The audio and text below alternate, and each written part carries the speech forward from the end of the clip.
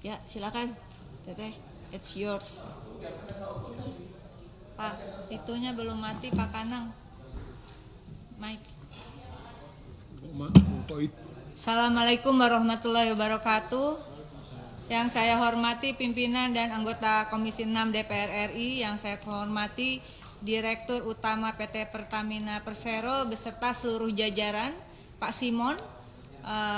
Dari tadi Pak Simon tidak tersenyum, sepertinya tegang sekali.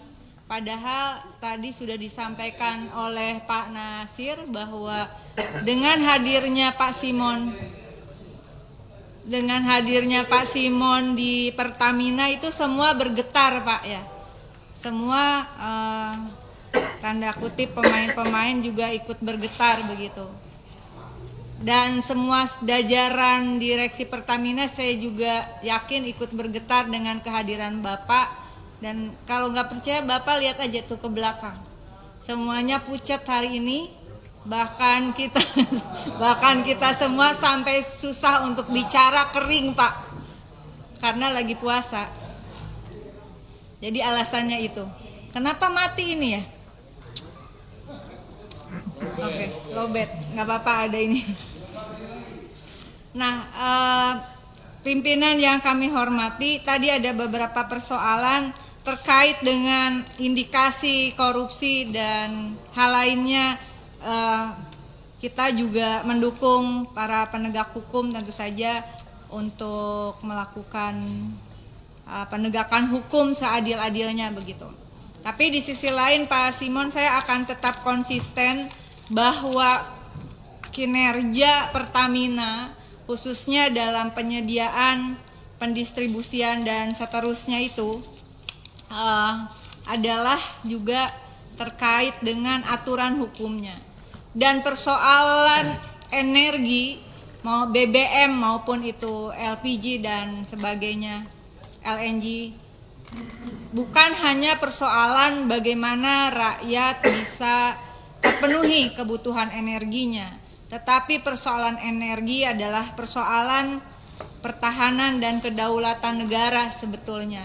Dan itu berulang kali disampaikan oleh Presiden Prabowo Subianto, sehingga ada komitmen yang kuat dari Presiden untuk bagaimana kita bukan hanya mandiri tapi berdaulat di bidang ekonomi begitu. Yang dicirikan dengan salah satunya adalah daulat di bidang energi. Dan kita tentu sangat mendukung bahwa ada keputusan secara bertahap dihentikannya impor BBM. Selanjutnya adalah saya ingin bertanya ini karena kerja Bapak beserta seluruh jajaran direksi itu tergantung dari aturan hukum yang mengatur. Karena kita negara hukum, tidak mungkin tidak ada payung hukumnya. Yang menjadi fokus dari kami, saya khususnya adalah setelah rame-rame ini juga membuka satu fakta bahwa persoalan bagaimana BBM itu tidak tepat sasaran, juga adanya indikasi carut-marut di dalam tata kelola Pertamina begitu. Dan karena itu pertama saya masuk ke Perpres 191 tahun 2014 tentang penyediaan, pendistribusian dan harga jual eceran BBM. Di pasal 2-nya jenis BBM yang diatur adalah BBM jenis tertentu, BBM khusus penugasan dan BBM umum. Pasal 3-nya ini kemudian adalah BBM tertentu, minyak tanah, minyak solar yang khusus penugasan, bensin, RON dengan 88 Pak. Masih RON-nya 88. Saya sudah bertelepon dengan Pak Simon ya Pak ya. Tolong Bapak perhatikan ini dan memberikan, betul Pak, betul, saya ini ada perpresnya Pak. Perpresnya ini yang didusikan karena ini perpres lama 2014 sehingga masih RON minimal 88. Nah, kemudian ketika terjadi kekurangan kualitas atau RON-nya di dalam yang isu sekarang ini terjadi, saya kira juga ini ya enggak, kalau kemudian diimpor dengan RON yang rendah dan seterusnya, ya karena memang dasar hukumnya memungkinkan untuk itu. Kemudian tentang LPG adalah Perpres 104 tahun 2007 yang direvisi dengan Perpres 70 tahun 2021 tentang perubahan Perpres 104 tentang penyediaan, pendistribusian dan penetapan harga LPG tabung 3 kg. Pasal 8 Bapak, penyediaan dan pendistribusian atas volume kebutuhan tahunan LPG tabung 3 kg dilaksanakan oleh badan usaha melalui penugasan oleh menteri yang terkait tentunya. Nah, pertanyaannya adalah Pertamina artinya bukan penentu siapa yang ditunjuk untuk penyediaan dan pendistribusian gas 3 kg tersebut, ya betul Pak ya? Kalau begitu ya, mungkin ada yang lebih memahami dari sisi payung hukum. Izin pimpinan. Berarti kan itu ada badan usaha, betul kan Pak? Yang pendistribusian dan penyediaan kebutuhan tahunan LPG. Karena dasar hukumnya seperti itu. Ada yang paham dasar hukum di sini dari Pertamina? Ada yang paham dasar hukumnya? Dasar hukum jadi pendistribusian BBM itu, penyediaan, pendistribusian dan harga itu ada dasar hukumnya. Ini saya tanya serius loh. Saya nanya serius, kok nggak ada yang paham dasar hukumnya gitu. Ya. Ini saya lagi bicara, maaf pimpinan. Ini saya tanya ini karena pasal Perpres 104, kalau nggak Pak Herman dulu lah. Saya skip dulu silahkan. Nggak apa-apa, Pak Herman aja dulu. Nggak, soalnya jadi nggak concern Pak Herman, maaf Pak Herman. Karena saya tanya ini masalah serius ya. Bahwa pendistribusian harga gas itu kalau boleh dicek tidak sesuai lah dengan apa yang diumumkan oleh Corporate Secretary Pak PJS Corporate Secretary, melon 3 kg 18.000, LPG 5,5 kg 90.000, 12 kg 194.000. Tapi di lapangan kemungkinan harganya lebih dari yang ditentukan dengan berbagai faktor, sama-sama minyak goreng. Nah, penyediaan dan pendistribusian ini ada aturan hukumnya, yaitu Perpres nomor 70 tahun 2021 yang merupakan revisi dari Perpres 104 tahun 2007 tentang penyediaan, pendistribusian dan penetapan harga LPG 3 kg. Di pasal 8-nya di situ disebutkan bahwa pendistribusian dan penyediaan itu dilaksanakan oleh badan usaha. Perpres, bukan saya ngomong. Melalui penugasan oleh menteri. Ini Menteri ESDM berarti ya, Bapak, betul? Menteri ESDM. Pertamina atau Pertamina Patraniaga menyalurkan kepada perusahaan yang sudah diputuskan oleh kementerian, betul Pak ya? Tidak seperti itu. Alurnya seperti apa? Izin pimpinan. Mohon izin. Betul bahwa dasar penyaluran BBM untuk JBT JPKP atau penugasan dan subsidi Perpres 191 2014 untuk LPG adalah Perpres 104 2007. Ya. Penugasan oleh kementerian terkait dalam hal ini Menteri ESDM kepada badan usaha. Ya. Yang dimaksud badan usaha di sini adalah badan usaha migas, dalam hal ini Pertaminanya. Jadi oleh Pertamina sendiri, oleh Patraniaga. Kementerian ESDM menunjuk Pertamina dan Pertamina menugaskan ke Pertamina Patraniaga. Berarti inilah nyambung dengan isu tadi sudah disampaikan indikasi monopoli LPG ya, yang terkait juga dengan LPG non subsidi hasil temuan dari Komisi Pengawas Persaingan Usaha begitu. PT Pertamina Patraniaga terindikasi monopoli di pasar LPG bulk non PSO untuk dikemas ulang dengan harga tinggi sehingga akhirnya konsumen beralih ke LPG 3 kg. Pada 2024 Pertamina Patraniaga untung 10 kali lipat di angka 1,5 triliun dari penjualan non subsidi dibanding laba LPG subsidi. Ini nanti mohon penjelasannya, tidak perlu dijawab langsung. Yang kedua adalah mengenai ada beberapa penyelewengan kasuistik solar subsidi di Kolaka, Sulawesi Tenggara dengan kerugian 105 miliar oleh pegawai PT Pertamina Patraniaga. mengangkut BBM, mobil pengangkut BBM-nya ini canggih banget, dibelokkan Pak ke gudang penimbunan begitu, sehingga harga dijual dari 6.800 menjadi 19.300. Lalu di Tuban dan di dapil saya Karawang ini juga solar subsidi yang harusnya 6.800 dijual 8.600 per liter. Artinya memang ada masalah di dalam tata kelola. Dari mulai penyediaan sampai distribusi sampai kemudian diterima oleh konsumen, yaitu rakyat Indonesia. Saya kembali pada persoalan Pertalite dan Pertamax. Tadi dasar hukum ya, dasar hukumnya dengan demikian tentu saja ini adalah wewenang ESDM. Di rapat tanggal 3 Desember 2024 kita bertemu pertama kali Pak Simon. Saya sudah meminta bagaimana perkembangan dari revisi atas Perpres tersebut. Kenapa Perpres ini menjadi penting? Tadi memang sudah tidak relevan dalam beberapa pasal begitu. Dan juga ini memberikan semacam legacy bagi Presiden Prabowo. Persoalan energi jangan dianggap enteng.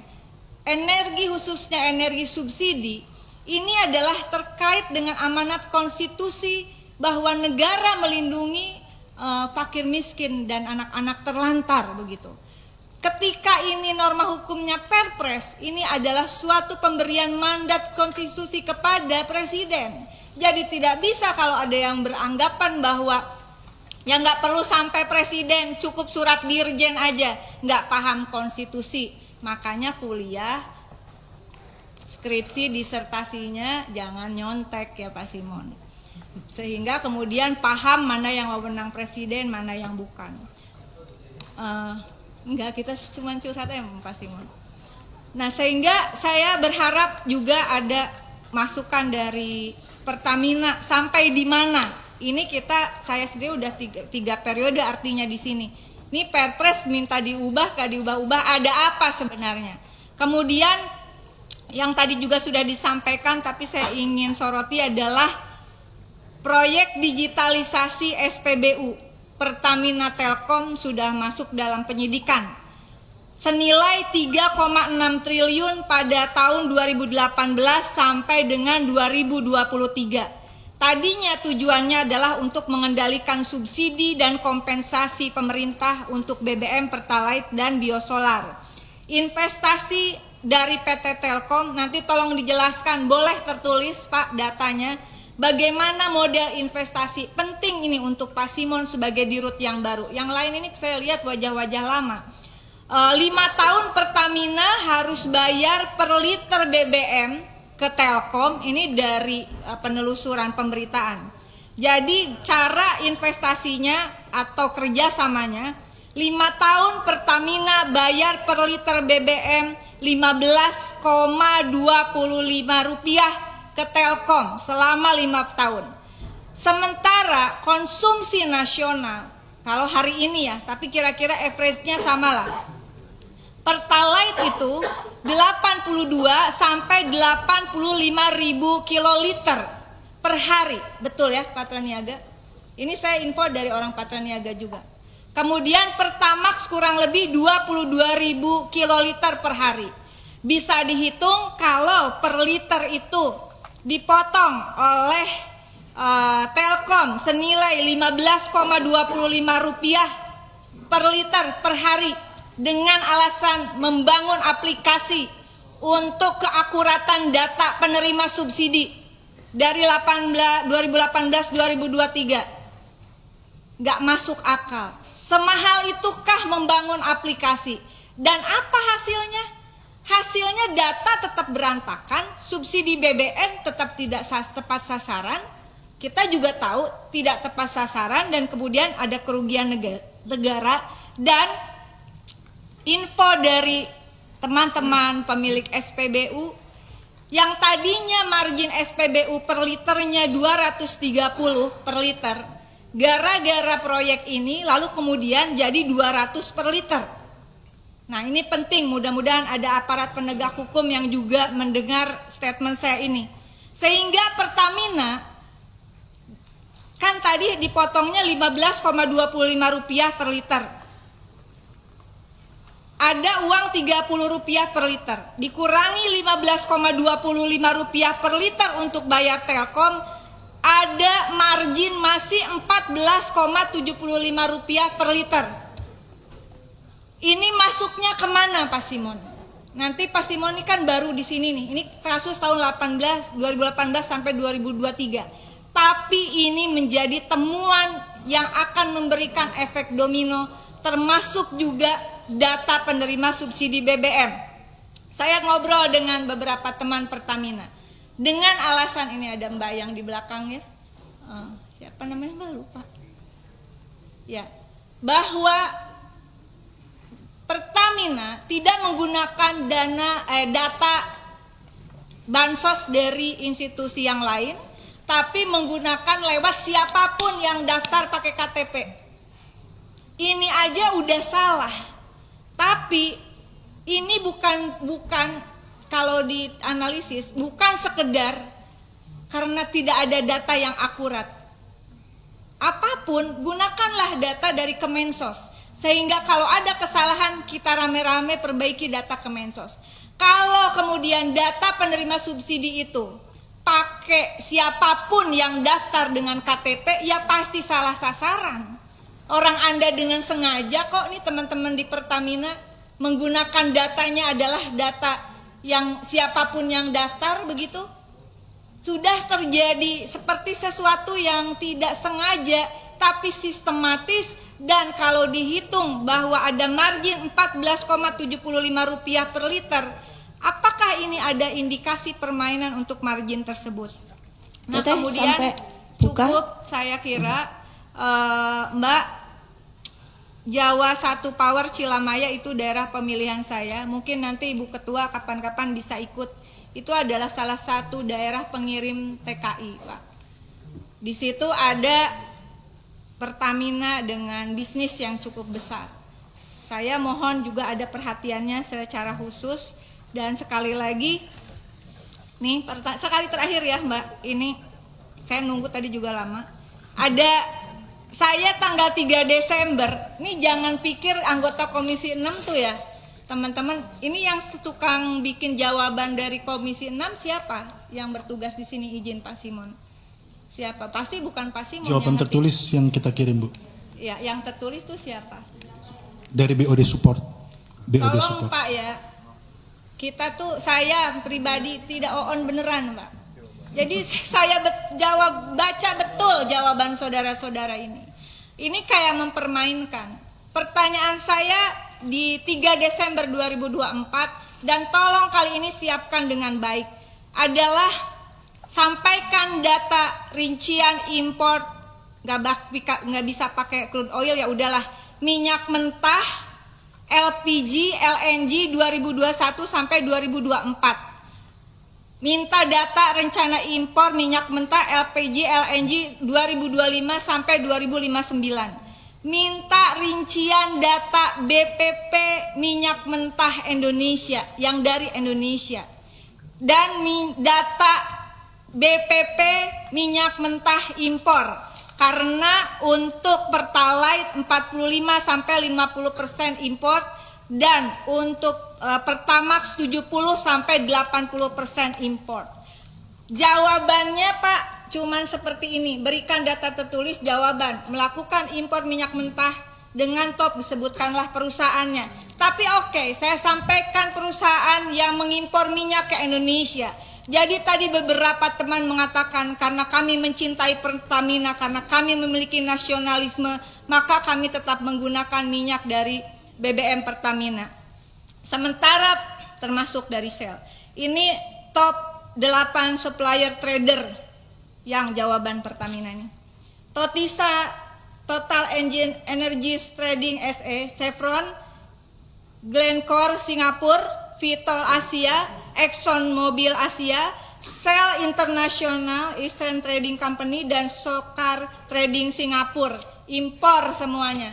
Ya, jadi dengan demikian Saya minta jawaban juga terkait tadi beberapa hal Pak, tertulis yang serius lah Pak. Jawaban cuman selembar begini Pak, bagaimana mau analisis, sedih saya Pak, sedih. Ini pertanyaan saya dari September 2022, silahkan teman-teman Pertamina di googling. Saya minta data ini dibuka, kalau dari waktu itu sudah terbuka ke publik, data BPP dan data import, saya kira tidak akan separah ini masalahnya. Demikian pimpinan, dengan ini saya juga memberikan dukungan kepada Presiden Prabowo untuk stop impor BBM meskipun secara bertahap, tapi itu komitmen penting, segera revisi kedua Perpres dan mendesak Pertamina untuk menerapkan e-katalog, kemudian mendesak penegakan hukum bagi siapapun yang terlibat dalam korupsi dan indikasi TPPU, BBM, LPG, dan LNG, dan kemudian juga untuk praktek monopoli dari Pertamina gas non subsidi. Terima kasih, mohon maaf kalau terlalu panjang. Wassalamualaikum.